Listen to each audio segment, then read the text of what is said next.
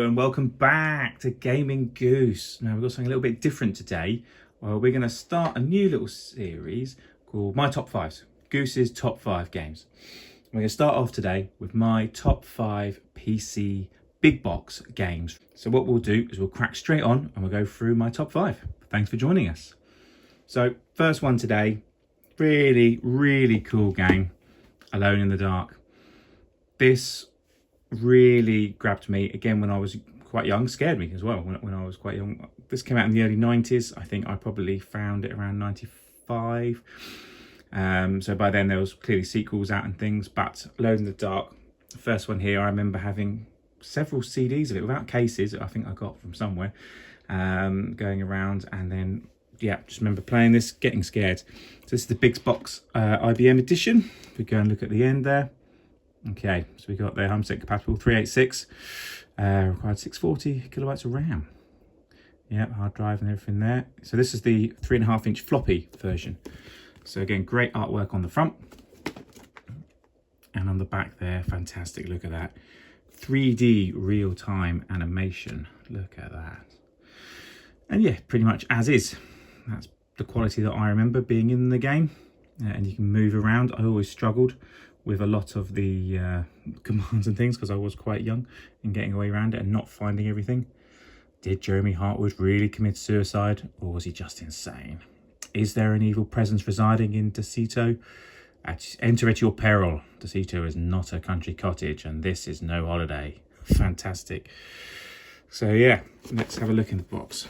I'll open it up into the smaller box. Right, so this is pretty complete. So in this envelope, I think we've got, we've got the discs here. Oh, get on camera. Disc 1, disc 2, disc 3, and disc 4. Fantastic. There, one in there. Got one back in there. Then we've also got some really cool little things in here.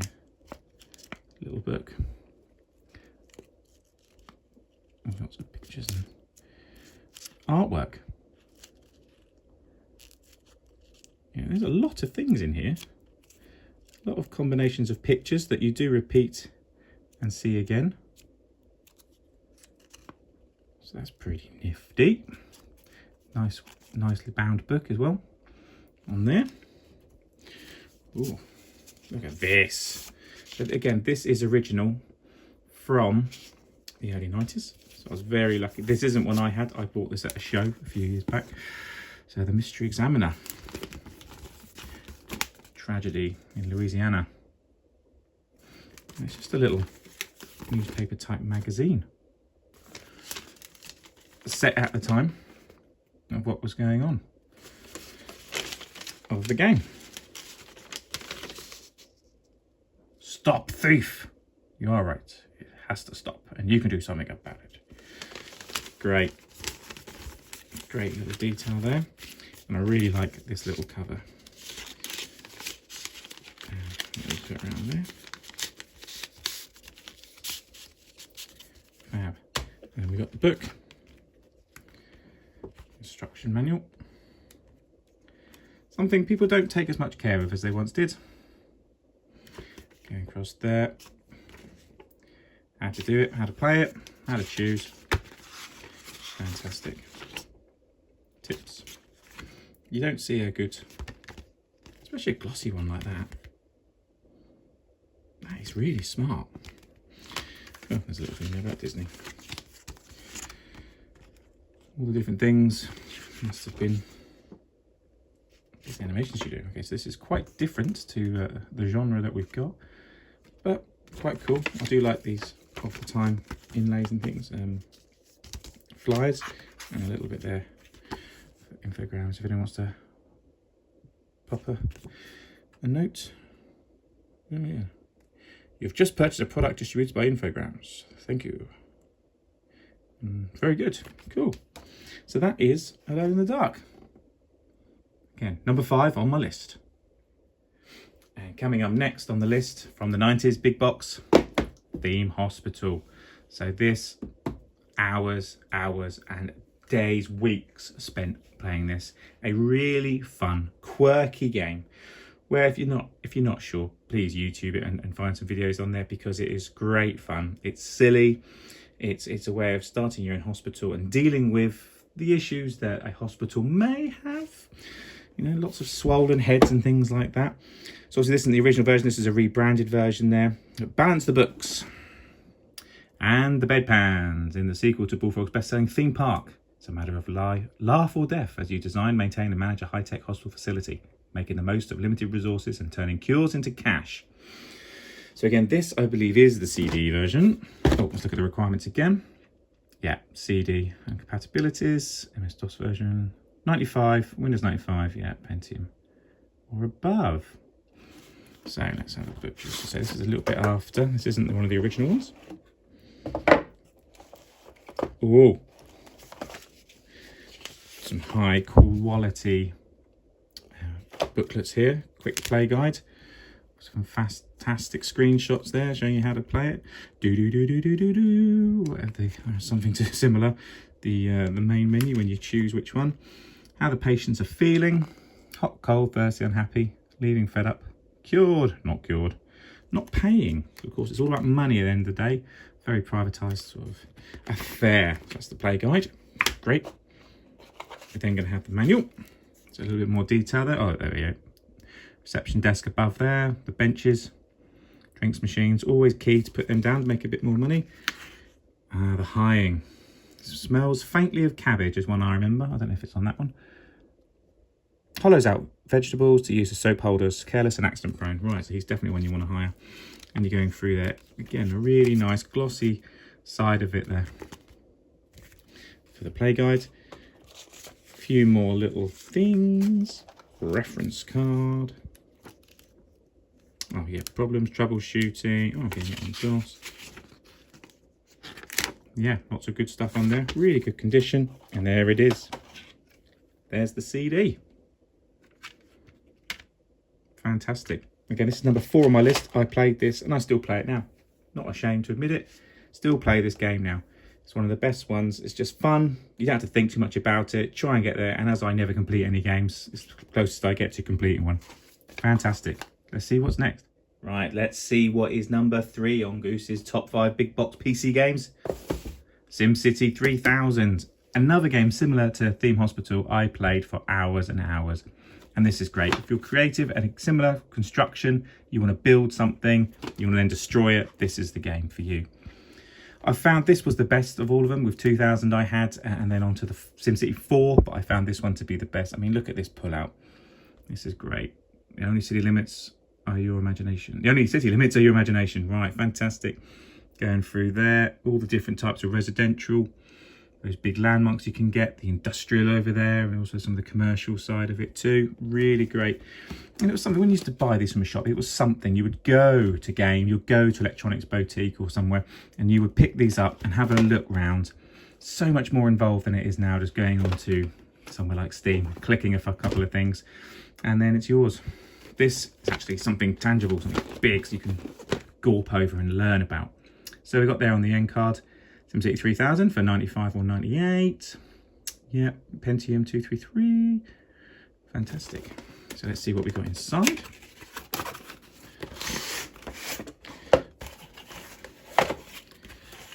Okay. So, reference card. As ever. Look at that. That is a weighty book. That is a weighty book. There's lots of stuff on there. Again, glossy. Time, energy, effort has been spent on it. Something you don't see much anymore. So we got there. Greetings. Hello and welcome to SimCity 3000. Congratulations on your election as mayor of one of the finest SimCities in SimNation. Go through how to play it all, what they all mean. Great. Thank you. Back then I would read the magazines and, you know, and everything that was included. I'd find it as exciting as playing the game sometimes when you first got them. Really key to get just to know how to play it and make the best things from it. Yeah, fantastic. And then there we have the CD. Little shortened version of the same thing. Holiday Theme Edition. Okay. And that's that one.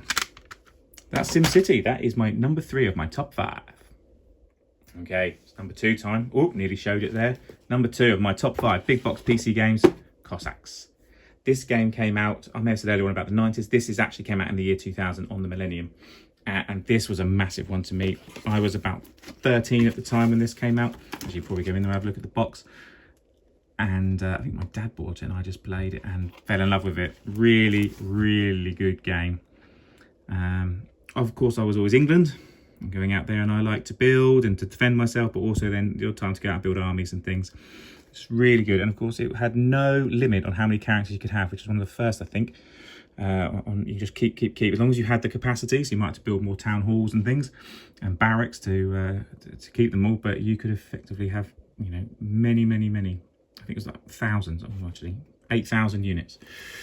So a really detailed game, and you could just go if your computer was willing to keep up with you. System requirements.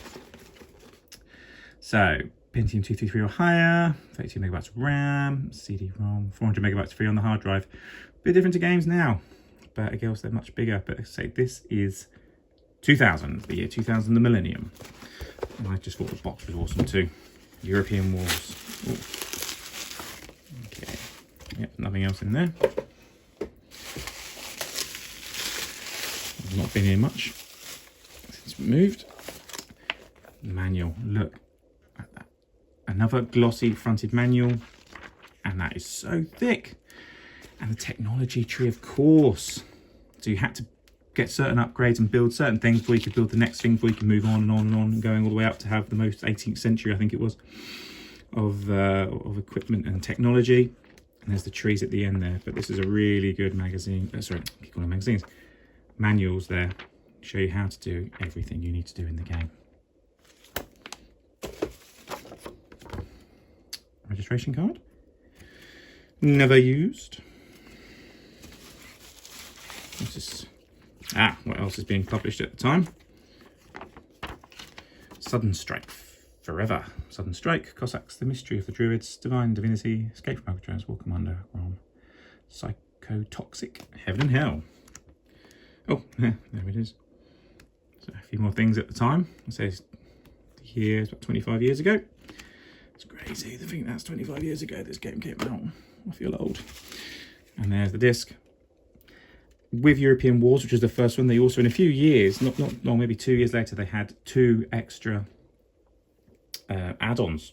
Back to War was one of them, and they were just great, and you could get so much more. And I know you had like HMS Victory as part of your English fleet on there, which was great. So that is Cossacks. That is my number 2 game. So the time is up. Here we go. My number 1 pick of my top 5 big box PC games is this. Titanic, Adventure Out of Time. This game was my life for so long. I would play this and get my friends round and play it, and I wasn't very good at it as ever, but my friends often found things and did things better than I did, so I really enjoyed playing it as a sort of 2-person, you know, someone in the seat next to you or me in the seat and them taking the reins from it and playing that game. Really enjoyed it. I was obsessed with Titanic as a kid. There was a lot going on in the mid-90s with Titanic, obviously the main motion picture coming out with James Cameron. There was tie-in games. This wasn't actually a tie-in game, but it was just fortuitous at the timing. There was documentaries. It was in the press, in the paper. Titanic was everywhere in the mid to late 90s. And of course, it was the biggest selling film for so long, until Avatar, I think. So this Titanic, and I remember seeing this in Electronics Boutique in Milton Keynes back in the mid-90s. I think not on the first run it was out, I think the second run, around 97 time. And I just had to have everything Titanic back then. I actually bought this, or it was bought for me as a present, and I found it quite scary. I found it too scary and did ask for it to be sent back because I couldn't play it, because I'd read quite a few accounts by that time of the books of what happened, of survivors and things, and I found it as a 10-year-old quite frightening.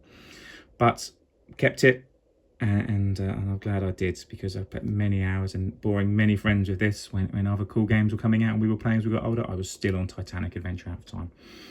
And what I really liked was some of these videos and some of these clips here and on the front were videos that were used in documentaries. So I remember on the History Channel and things as a kid, there was American Titanic documentaries coming out and things, and they used videos from this, and it was the honour and glory of its time. If anyone's aware of the Honour and Glory Titanic museum visual experience, which is being produced at the moment, when that comes out, you know, that will have as much detail as, well, it's have a lot more detail than this did, but this was it of its time. So accurate digital reconstruction of the Titanic, easy to navigate, fully explorable 3D environments, immersive and fluid 360-degree real-time movement, characters. The characters in this. I remember Ribena. I've forgotten, there's two guys. One, the wife was called Ribena, and every time you'd walk around, a lot of the time, around the grand staircase, they would just literally pop up and frighten me to death and say, "Oh, what are you doing here?" and things like that. Scary people. I don't think they're meant to be, but I found them. Great storyline, interlinked with the First World War, the Russian Revolution, and yeah, obviously the Titanic. I remember as well trying to think, oh, you could save the Titanic from sinking, but that is not an option. It's just going around and trying to find as many things as you can to prevent future disasters. Let's say some of the pictures there. There's Colonel Zeitel there, the baddie in the Turkish baths. So you see there, so it was a fantastic game. Really enjoyed it, and so hoping there would be a sequel on another vehicle, but alas, it wasn't to be. And you can see there also they're advertising for the Titanic Interactive Journey, another, I say it's not a game as such, another device there for learning more about the Titanic, which I have also got. But this was my #1 game from the mid to late 90s, probably to the noughties. I won't open it up too much because I think there's only got the disc inside. I don't think I've got a manual anymore. Yeah, it's just the double disc. So this has got the double CD inside. There it is. And I do remember there was a really helpful number. And I rang them for some reason. And I think I may have scratched a disc or broke a disc. And they sent me one out for free, I'm pretty sure, back in the 90s. So really happy with that, you know, customer service. Oh, this is 96 Cyberflix. But again, I think this might have been a later one. By the time I don't think I got it in 96. But yeah, 2 disc. Ooh, you lost it. There. Fantastic game. And Titanic Adventure Out of Time is my #1 big box PC game. Thanks very much. And there we have it. There's Gaming Goose's top 5 big box PC games. So we've got Alone in the Dark in 5, Theme Hospital in 4, SimCity 3000 in 3, Cossacks in 2, and Titanic Adventure Out of Time is my #1 big box PC game of all time. I hope you enjoyed today. If you like more videos like this, why don't leave a comment below. If you agree with me in some of these videos or some of your favourite video games, just let me know in the comments below. Thanks very much for paying attention to Gaming Goose, and I'll see you next time. Bye.